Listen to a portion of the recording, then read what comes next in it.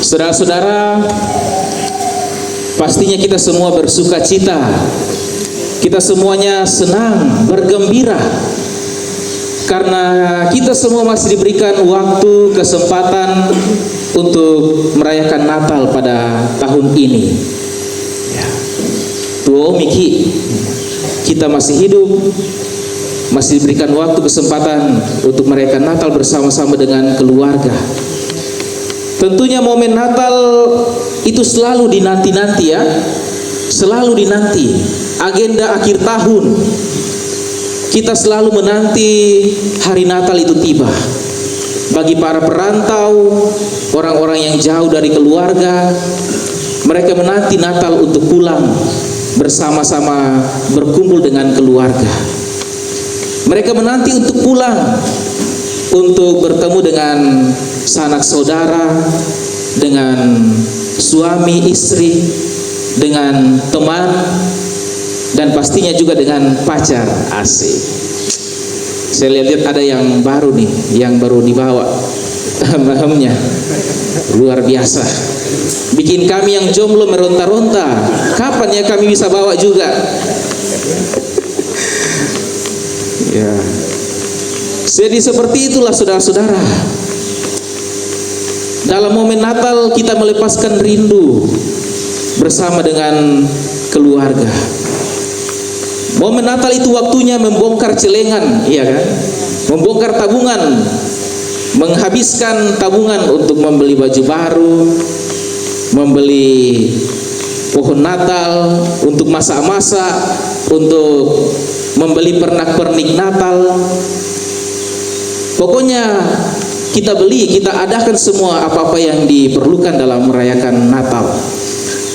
Kita bergembira, bersuka cita, antusias, semangat merayakan Natal. Namun saudara-saudara, sayang sekali ya, kebanyakan orang Kristen, kebanyakan orang percaya, ketika menghadapi suasana Natal, kita hanya berhenti hanya pada perayaan saja. Kita hanya fokus dalam perayaan saja, semangat hanya pada perayaan saja. Maksudnya apa, saudara-saudara? Kita hanya semangat dalam merayakan Natal, merayakan Natal. Tapi perlu kita tahu, saudara, Natal tidak hanya berhenti dalam perayaan saja. Kita tidak hanya semangat dalam perayaannya saja, tetapi kita semua belum tentu mengalami yang namanya Natal itu.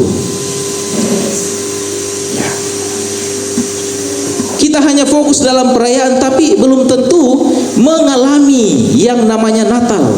Kita belum tentu mengalami Natal itu sendiri, saudara-saudara. Saudara, padahal dalam perayaan Natal itu justru yang didambakan, justru yang diharapkan, yaitu diangana. Itu merupakan tema kita, yang didambakan, yaitu diangana. Dalam perayaan Natal yang didambakan adalah apa? Yaitu mengalami Natal itu sendiri. Mengalami Natal. Apa itu Natal, saudara-saudara? Tentu kita tahu Natal adalah kelahiran Sang Juru Selamat, yaitu Yesus Kristus. Natal adalah bentuk kasih Allah yang nyata bagi dunia ini. Jadi seharusnya Natal adalah momen di mana kita mengalami kehadiran Allah, di mana kita mengalami kasih Allah dalam kehidupan kita.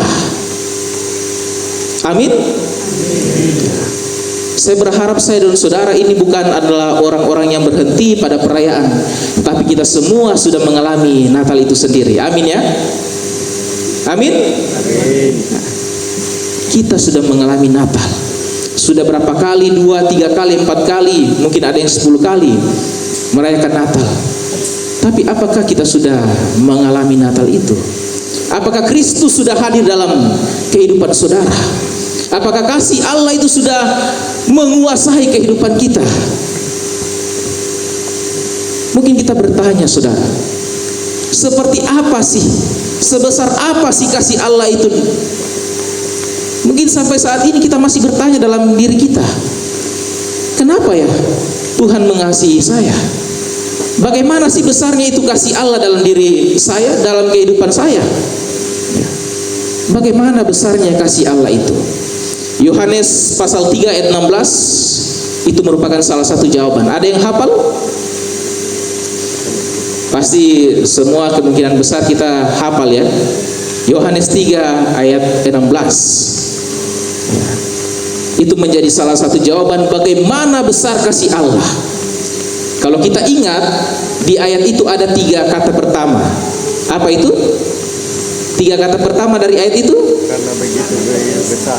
Karena begitu besar. Ya, mantap. Karena begitu besar. Jadi seberapa besarkah itu? Karena begitu besar. Jelas, yaitu lebih besar daripada penolakan kita, lebih besar dari pemberontakan manusia, lebih besar dari dosa dan kesalahan kita.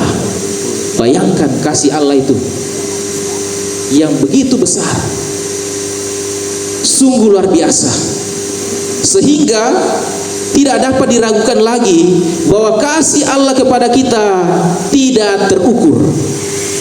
Kasih Allah kepada kita tidak bisa diukur. Ya.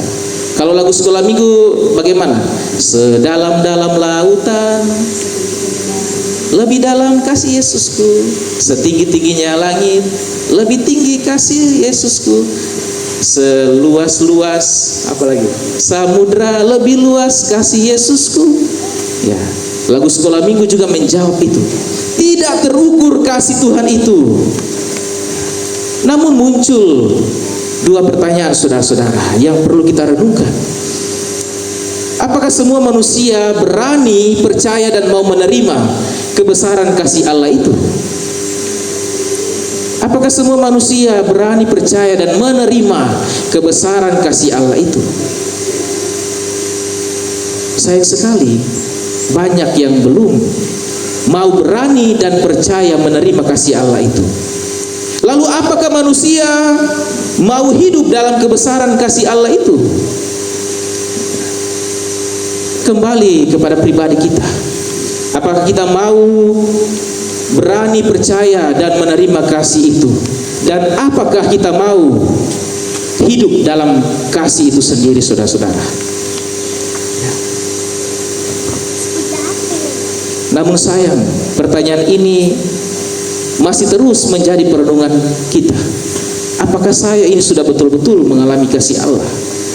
Apakah saya sudah mau percaya dan berani menerima kasih Allah itu? Saudara-saudara, keberanian ini ditunjukkan, dicontohkan pada segerombolan gembala-gembala yang sedang menjaga kawanan domba di padang Bethlehem Efrata. Kita lihat ada keberanian dalam diri mereka. Mereka berani meninggalkan dombanya dengan penuh dengan resiko dan lebih percaya kepada malaikat. Ketika mereka mendengarkan kabar malaikat bahwa juru selamat telah hadir, mereka berani meninggalkan pekerjaannya dengan penuh resiko, saudara-saudara. Ya. Mungkin bagi sebagian orang yang mendengarkan peristiwa ini, baga-baga te gembala, natandai semua mereka ada di hutan, di padang belantara, banyak resiko untuk kehilangan peliharaan mereka. Ya. Mungkin sebagian orang berpikir para gembala ini bodoh. Mereka meninggalkan para kawanan dombanya dan pergi mendengarkan berita yang mungkin tidak pasti. Ya mungkin tidak pasti ya. Ada sosok malaikat. Pertama-tama mereka ketakutan. Mereka mendengarkan kabar itu lalu mereka pergi untuk memastikan kabar yang dibawa oleh para malaikat itu. Namun saudara-saudara, tindakan ini bagi umat Tuhan, bagi orang percaya merupakan tindakan yang pantas untuk diambil, yang harus diambil. Ini merupakan tindakan iman yang menyenangkan hati Tuhan, saudara. Saudara, beranikah kita untuk meninggalkan segala sesuatu yang membuat kita jauh daripada Tuhan? meninggalkan segala kesibukan kita lalu datang kepada Tuhan. Ini merupakan tantangan bagi kita. Jika saudara betul-betul umat Tuhan, saudara betul-betul orang percaya, saudara tidak akan salah mengambil tindakan. Pasti saudara akan memilih bagian yang terbaik, yaitu menemui Yesus Kristus, menemui Sang Juru Selamat. Saudara, mengapa tindakan ini harus diambil? Karena ini merupakan kesempatan untuk kita menerima keselamatan. Kesempatan untuk menerima keselamatan, saudara. Jangan sia-siakan kesempatan dari hari ke hari untuk bertemu dengan Tuhan. Kesempatan-kesempatan itu tidak datang dua kali. Tetapi selagi kita masih hidup, itu Tuhan masih berikan kita kesempatan untuk bertemu dengan Tuhan, untuk menerima keselamatan. Allah menyatakan kasih dan penebusan kepada dunia yang telah rusak oleh dosa. Dan pada puncaknya itu dinyatakan secara penuh dalam diri siapa? Yesus Kristus. Yesus Kristus menjadi juru selamat sekaligus keselamatan itu sendiri. Saudara-saudara, ingat, Tuhan Yesus pernah berkata apa? I am the way, the truth, and the life. Ya. Itu bahasa Jomai kampung kita, Jomai angin-angin. Ya. Tuhan Yesus berkata apa? Akulah jalan, kebenaran, dan kehidupan. Tidak ada kepercayaan lain yang sanggup mengatakan seperti ini. Saudara-saudara, hanya Yesus yang mengatakan. Dia datang ke dunia mencari yang terhilang.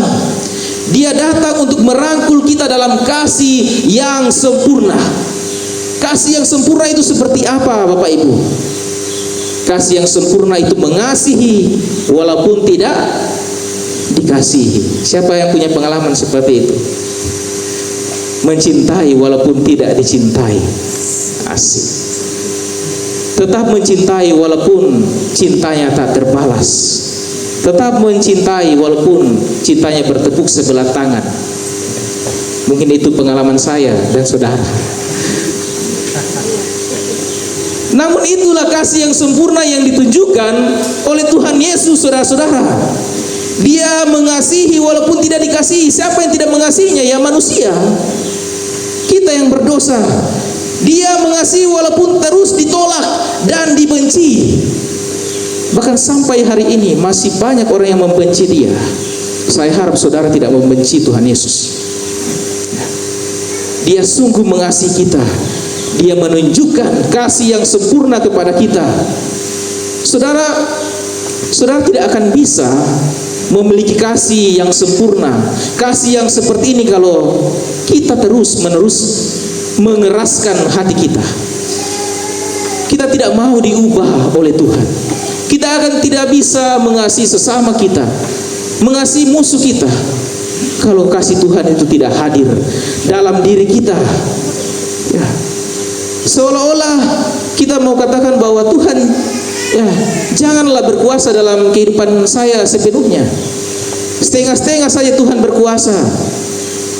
Kalau saya mencari pekerjaan, mencari pasangan hidup dalam bekerja, ya Tuhan hadir.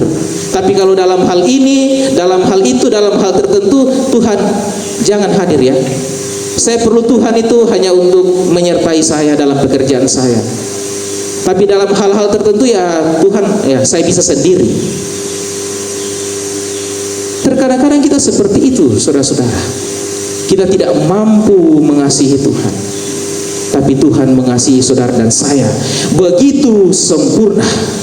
Kasih Tuhan itu nyata secara menyeluruh dan bersifat penuh, sempurna dan penuh, menyeluruh, tidak membeda-bedakan. Saudara-saudara, betapa Allah merindukan setiap orang yang mau menerima Dia dan hidup sepenuhnya dalam keselamatan itu. Momen Natal ini merupakan momen bagi kita untuk menerima Kristus kembali, untuk mengalami Kristus kembali, mengalami Natal itu sendiri. Dan ingat saudara, Allah itu tidak pernah berhenti bekerja. Roh Kudus itu tidak pernah berhenti bekerja. Dia akan terus mencari umatnya yang tersesat. Kemanapun kita pergi, dimanapun kita berada, Dia akan mencari kita. Dia akan menangkap kita. Tidak ada kekuatan apapun yang mampu menghalangi kerinduan Allah terhadap umat-umatnya. Mereka akan dihimpun dalam kehidupan yang kekal di langit dan bumi yang baru ketika Dia akan datang kembali. Siapakah mereka itu, saudara? Saya berharap itu saya dan saudara.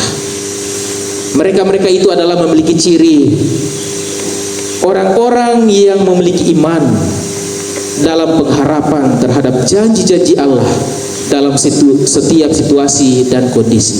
Terus berharap pada janji Allah, terus berpengharapan pada janji Allah, meskipun berada dalam kondisi yang tidak baik, yang buruk, yang mungkin di situ tidak ada harapan, tetapi umat Allah pasti akan terus berharap.